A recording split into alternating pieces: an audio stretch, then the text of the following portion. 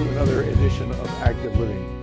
We've got a traveling man, Jim, with us today, and we're going to talk a little bit about his recent trip to the Canadian Rockies. Jim, welcome to the show. Thanks, George. Glad to be back. It's been a while. Yeah, it's been a little while. Anyway, tell us about your adventures. I understand you did go to the Canadian Rockies. I've been there about 5 or 6 years ago, and it's a fabulous trip. But tell us what you saw. Yeah, it was fantastic, George. I think the main thing, well, starting off, we actually went out at Windsor Airport, which was a lot easier to go to Detroit City or Detroit Metro, and it was actually about $300 cheaper, and I could fly direct from Windsor right to Calgary in 3 hours and 20 minutes. So that was really good. Yes. You have a direct flight from Windsor out to Calgary? Right to Calgary, yes, and a direct flight back, coming back when we returned. So it was a nice, easy trip. Fantastic. Yeah, not a long 7 hours that I went through Detroit. It would have been 7 hours because you had to stop someplace and then transfer to another plane to get to Canada. So, yeah, it was a great area to visit. We got there on Saturday evening about 6 o'clock, and interesting there, as you go into the airport, they got these greeters there. They're all dressed up in a white Stetson hat, and they're men and women, they're volunteers. They got the red blazer with white slacks on, and they've looked for a visitor, might be lost, need some information, and it was pretty impressive. So that was kind of neat. Yeah, it was really nice and very colorful from the standpoint of people being there to meet you. A little bit like a Walmart greeter, only Almost, a little bit younger and a little bit... No, older. They're all seniors. Oh, are they? Oh, they're all seniors, yeah, and they volunteer their time, and they just fantastic. monitor the airport, and if they see somebody's lost or look like they're inquisitive, that they'll stop and say, got any questions, and how can I help you? And they're right there, fantastic. They're all seniors, all seniors. Fantastic. Yes, it was. Then we went to the hotel, and actually that evening, the next morning, we got up and then headed for Waterton State Park, or National Park, and this is where we spent the first 2 days. Great place to visit. The first thing that was impressive was this Prince of Wales Hotel. It's a three-story structure made back about 100 years ago by the railroad barons that built these chateaus out there because they wanted the people from the east to come and visit, you know, the Rockies. Right. And this is what they did. They had the railroad now they want the chateaus or the hotels for them to stay at. Create a complete three-story structure, completely made out of wood, wooden floors you walk in. And as I mentioned earlier, you can have tea there for 25 or 30 bucks in the afternoon for nostalgia, overlooking the lake, a beautiful sight. Wow, now how far is that from Calgary? It was about, I'm trying to remember, about a couple hours. Couple hours, yes, okay. because we're going south toward the American border, because we're going to be visiting, well, in fact, we'll talk about that. But Waterton was a great town. We spent an afternoon on the lake. They took a river cruise there on the lake, and we went all the way to the far end of the island. It was called Goat Hunt. And at that place there, they have the American customs. So if you wanted to hike into America, you had to get your passport stamped there. And they're in the wilderness like three of these immigration guys. So Really? why are they out there? I mean, three guys, you know, for people who might walk in the woods. I mean, Best job in the world, right? yeah, I mean, nothing to do, just, you know, meet people and then maybe stamp your passport if you had it, but we didn't have our passport. Now this is called Goat Pass? Goat Hunt, they call it. Goat Hunt, okay. And it was on the lake there. But let me ask you a question. Did they have goats in the trees like they had over in Europe? Not in Morocco, no goats in the trees, no. No goats in trees? No goats in the trees, no. All right. No.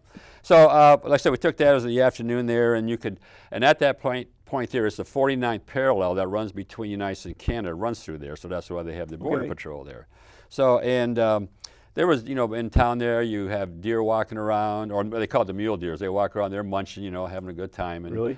They don't, you know, nobody bothers them, and they don't bother the people. And so it was a great place to visit. It's very relaxing. You can sit back and just kick your feet back and just enjoy the life. I mean, it's unbelievable there. And so that was kind of Waterton, and then we spent a day and a half there, and, you know, just went through all the town there, and a lot of hiking we did. There were some woods there you could, or not woods, but waterfalls you could see. Okay. And then we left for Montana. Now, Glacier National Park runs between the United States and Canada. Right. Today they're going to change the name of it to International Peace Park because it runs between the two countries. Really? So instead of saying Glacier National Park Montana, Glacier National Park Canada, they want to call it International Peace Park. Okay. And so we went through the border there into Montana, went up to the Glacier Park there, and we took these red buses that are very nostalgic. They go back about 100 years, and they're old Ford type of vehicles that have been refurbished at about $250,000 each. Yep. And the bus drivers used to run these things were called jammers. And the reason they called them jammers was that the old days, these were not automatic transmissions. They were not the manual. So when they had to get up the mountain, they had to jam that gear into second gear or whatever the case be. So they're called jammers. And they took us all the way up to the top of the mountain there, which is around 6,500 feet. It's called Logan's Pass, and it's the point of the Continental Divide between, going east and west, basically. Right. So, and it was about 6,500 feet. A lot of snow on the ground there.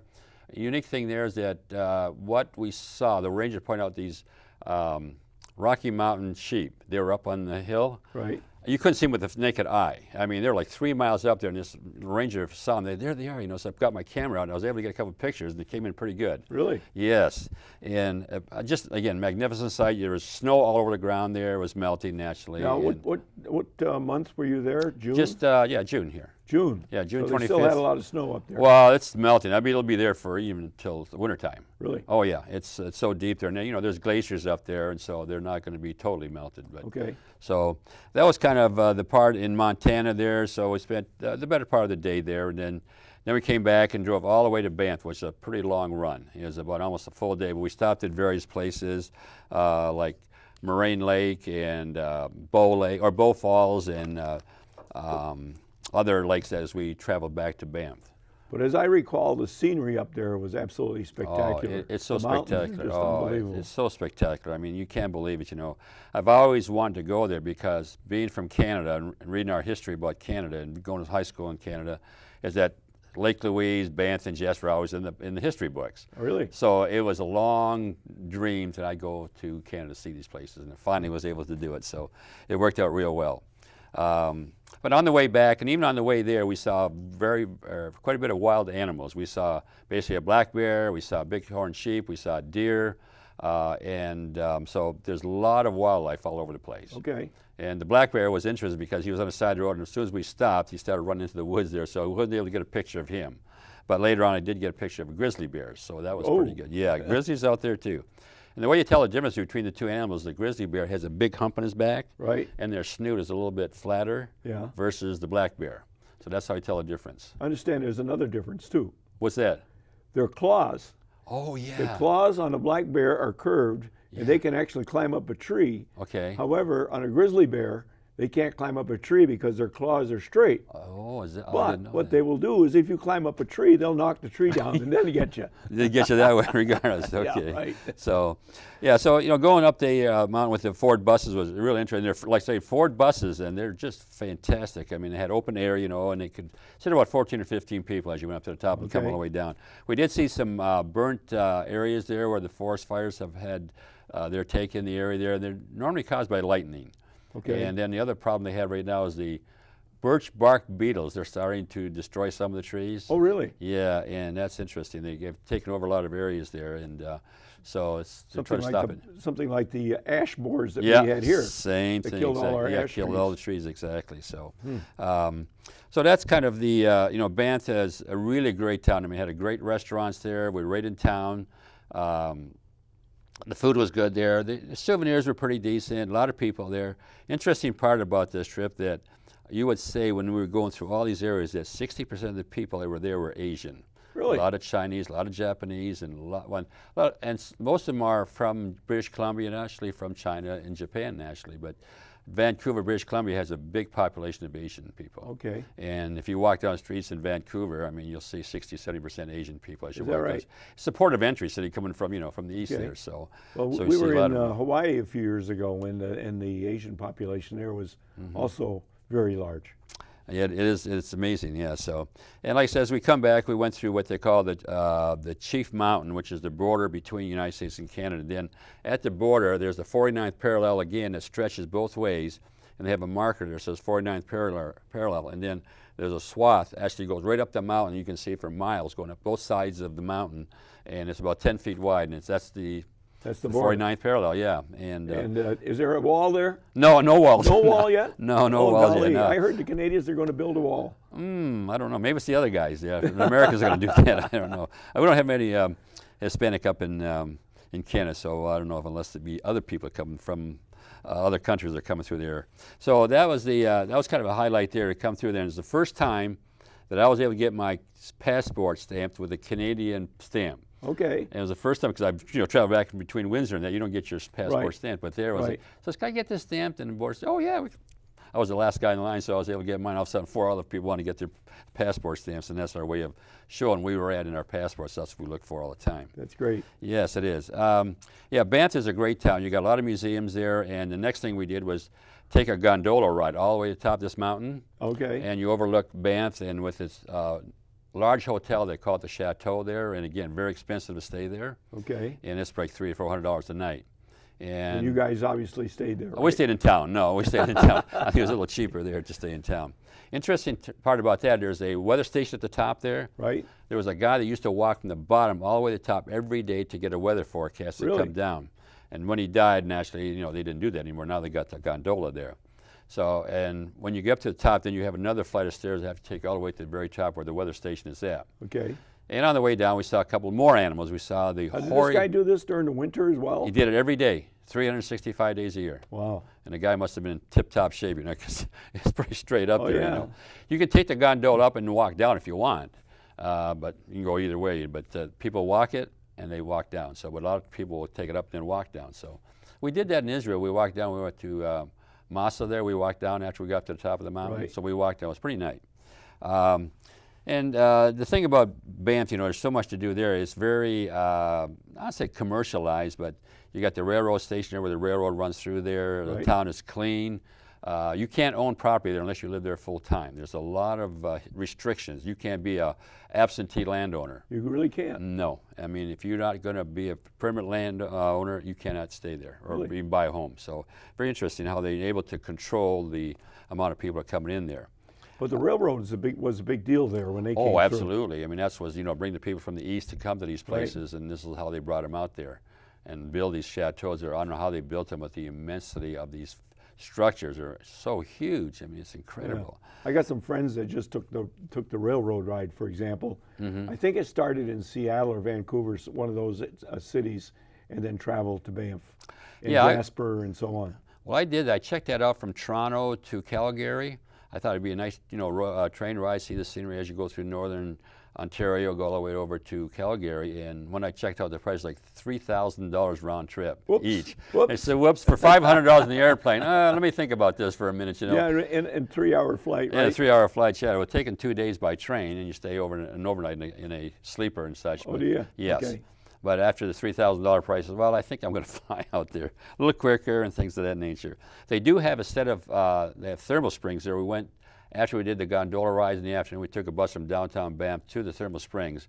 Okay. But they were not as large as the one in Iceland. Iceland was the best, the Blue Lagoon. I mean, it was nice, but it was almost like a swimming pool. I didn't see where there was steam coming up. Maybe in the wintertime it has steam, but the water comes down from the mountain. I guess they go through some kind of whatever, and it ends up in this pool. Okay. So, but it was okay. I mean, it was a couple of hours of relaxation in the water there, and again, it was not too bad as far as number of people there, so it was pretty neat. So great.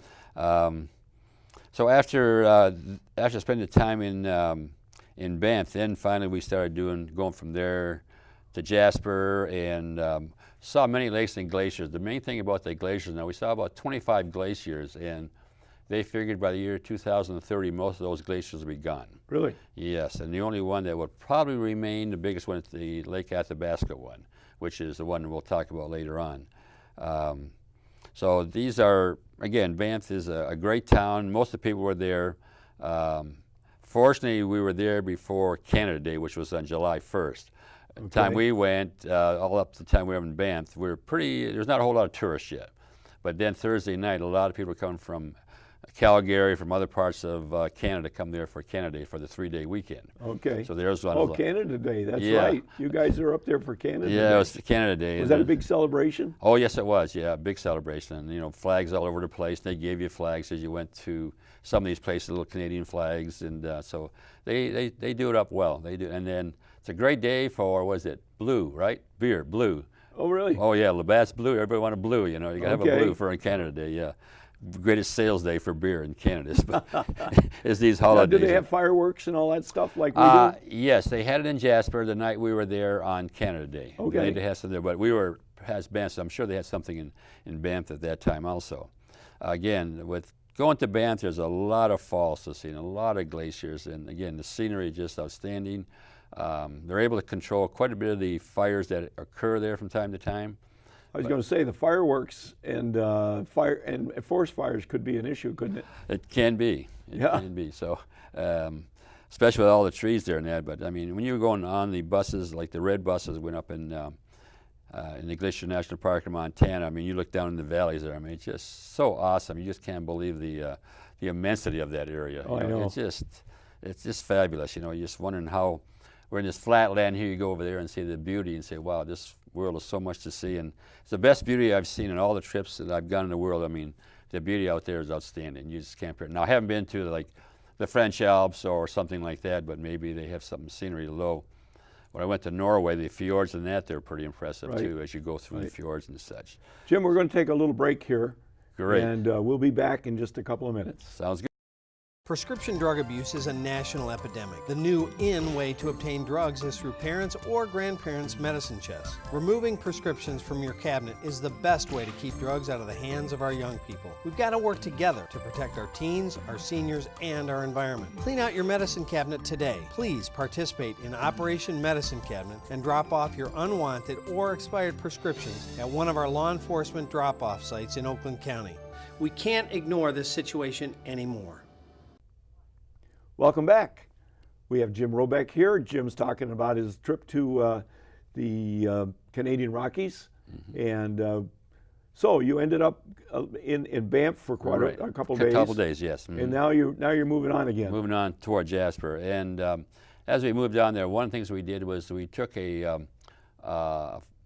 they call the Bull River floating, these big rubber like rafts. Right. So just a float. I mean, no paddling, nothing. It was a very easy, leisurely trip down the Bull River. Right. And as we got about halfway down there, they said, well, let's jump out of the boat there and say, oh my gosh, should we or shouldn't we? So the your swimming suit on? No, I didn't. They didn't bring any swimming. I had shorts on. That was okay. So I jumped in, but it was only up to just past our knees here, and the water was like about 43 degrees. Ouch. Yes, it was a little bit cold. So nobody else jumped in, other than the guy who was. You're the only guy? Oh no, and the guy who was steering the boat. I mean, he was doing steering the boat there. And we had about 10 people in our boat there, and it takes about 2 hours to float down this river. Very leisurely, no rapids, nothing like that. And so I jumped in the river for about 5 minutes there. It had a very sandy bottom, which was nice and felt pretty good because, so if they're going to jump in, is there going to be rocks there or something like that? But no, it was sand, so it was easy to jump in. So nobody else, even my grandson, Keegan, he didn't even jump in. You know, so he would jump in, but he didn't. He said, I'm going to stay in the boat. 43 degrees, I understand why not. Yeah, I don't think so. So that was fun to go down the river there, nice and leisurely. There was the Bull Falls, which are the backdrop there as we started our river cruise down the river there. So it was pretty neat there. So again, as we left Banff, again we saw many wild animals and more. Then at this time now we saw bighorn sheep, we saw grizzly bears, we saw elk. We didn't see any caribou. Really? So that's the only. They're very scarce. There's only about 1,500 there. Okay. But elk are more of the prevalent species that's out there. Didn't see any mooses, although there was 2 people from North Carolina. We had 2 ladies. And they went out they used to get up at 4:30 every morning to go walking because they want to stay the same time as North Carolina, which is a 2-hour difference between Alberta and where we live. Right. So they get up at 4:30. Let's assume it was 6:30 their time. And they go hiking at 4:30 in the morning. Yes, every morning. They said they got pictures of 2 moose, but it didn't look like a moose, but it is what it is. So, but they said they thought it was moose, but I think it was elk. So, and again, as we're traveling there, one of the things we stopped there was interesting was that on the way to Jasper, we stopped this what they call these internment camps. Right. And it was one dedicated to Ukrainians that came from Russia. It was 80,000 were housed in this camp there. Now, was this during the Second World War? I think it was, no, they came over as, between the First and Second World War. They came over and they built the railroads and a lot of this stuff, and it occurred. And then they had to put them in these camps, and I don't know if it's something like the Japanese internment camps they had out in California. Okay. And I don't have a lot of history in there, but they stopped there. There's a statue dedicating this area for the Ukrainians came over here and built that whole part of the country in Western Canada. And they were like settlers, and they went to the farms, but became miners and worked on the railroad and everything. So Ukrainians, that's yeah, it was 80,000 of them. I couldn't believe it. And my dad was born in Ukraine, so that was kind of neat to see that. And as we're going too, we stopped a lot of lakes, and one was called Malign Lake, M-A-L-I-G-N-E. It was interesting because when you look at the lakes there, they have like a dark turquoise color. Right. And the reason for the turquoise colors is the water is melting from the glaciers. Light doesn't penetrate glaciers. That's why you have that blue tint. Right. So light cannot penetrate, so that's why it looks blue. And as it goes further on down, it goes into the Bow River, and it gets silty and all that. But when you see water as blue, if you look at a glacier, you cannot see through it because the light cannot penetrate it. Really? So because of the density, yeah. And interesting part about that is that you see the lakes, they're so beautiful. The turquoise green is unbelievable, you know. And then when they get into the Dirty River, the Bow River, which stretches all the way from Jasper all the way to Calgary, the Bow River, it stretches a long way, almost like the Mississippi River, basically. And so then, as we reached these various lakes we went to, hiked up to the top and overlooked all the lakes there and see the beautiful dark turquoise lakes. It's unbelievable. And then that's the day we went on another boat ride. And this was on this lake here, and then we went to what they call a place Spirit Island. It's a little island out in the middle of this lake there. And nobody can tread on there. Apparently it's some kind of Indian lore that you shouldn't go on this particular piece of property. Really? Yeah, it was kind of neat. It was interesting. It was a nice little island in the middle of the lake. It almost looks like, in fact, this is it right here. I didn't realize that here is right here. And you see a few trees in there. There was some woman who was trying to travel over there, and people hollered to them, "You're not supposed to go there." But you know, some people don't observe signs. It's unbelievable that they don't do that.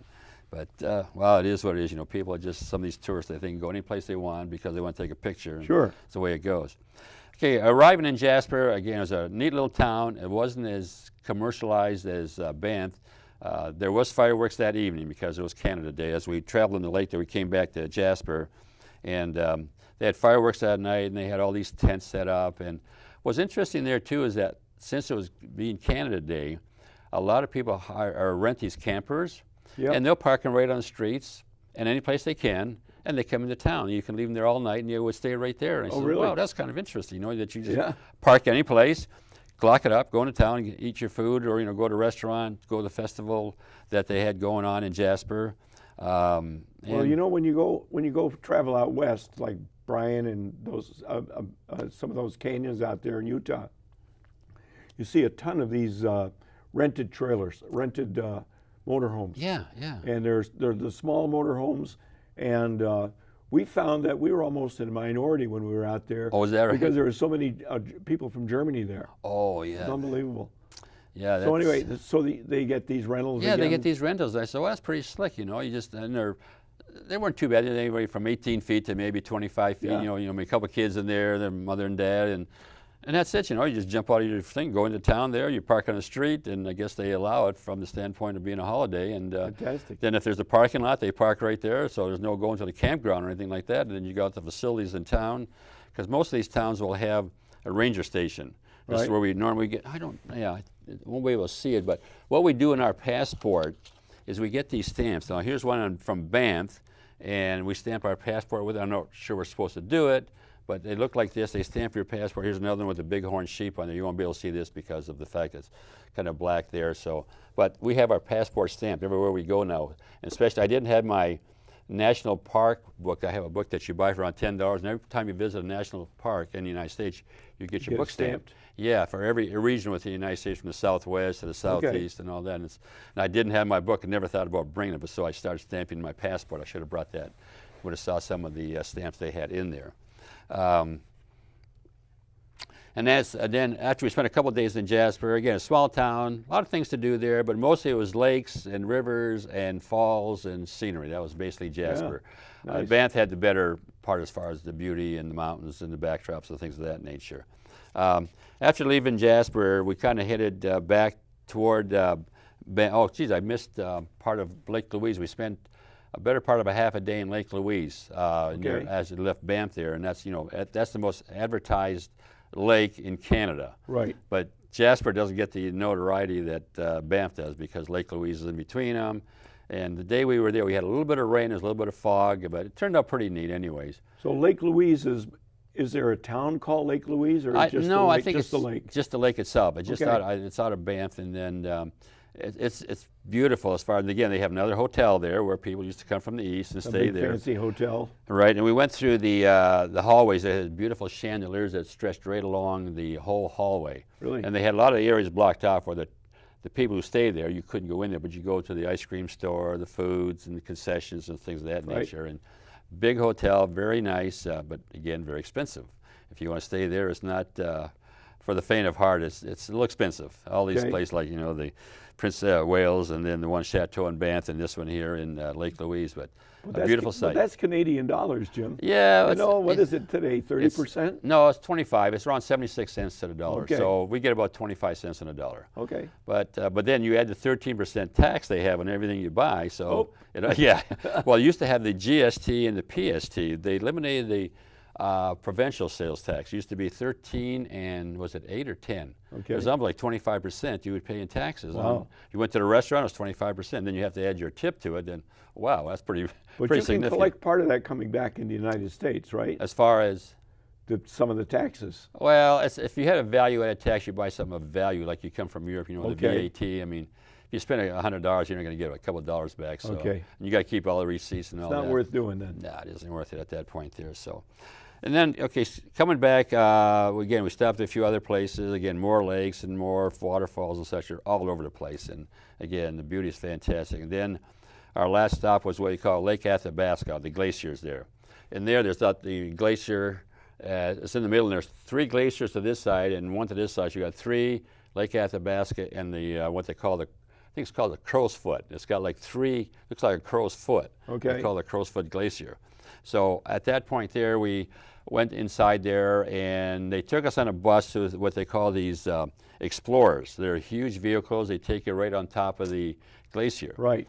And they said the tires on those vehicles, there's 8 of them, they cost $4,000 each. Ouch. And that's kind of interesting. And but that's what they do, I mean, they have to have that size tires to go up on the glacier. So you actually rode on top of the glacier? Yes, we did. We toured right up to the top. And the interesting part about that was as you're traveling, there's this deep ravine, and there's water coming through there, so why don't you block the water off? What they say is that they don't want the tires to pick up pebbles or something like that. Because if the pebbles, so it actually washes the tires off as before they go to the glacier. They say if these little stones would embed themselves in the tires, they would, if you take in the glaciers, they would actually melt right straight through the glacier at a fast rate. So they don't want any pebbles, gravel, anything to be taken up to the glacier. That's interesting. It is. And I said, well, that's going to mean, why was this water? It's a huge, kind of about maybe 15, 20 feet, or maybe more than that, maybe 30 feet wide, this water rushing down through this the road that we took up to the top of the glacier. And as we got to the top of the glacier, we unloaded, and it was cold. Boy, it was really cold. And at the same time, they said, take a plastic bottle and get the melting ice that's coming from the glacier. We did that. My grandson did it, Keegan. And so he did it, and then we drank the water. So it was so pure. There's nothing. It's totally pure. Is that right? Oh, it was unbelievable. And I wanted to bring some back into the United States, but they wouldn't allow, through the customs. You can't bring water back. So I want to bring a half a bottle. No, can't do it. So we spent some time up there. There was some lawn chairs up there, and again, we took some pictures with us in lawn chairs.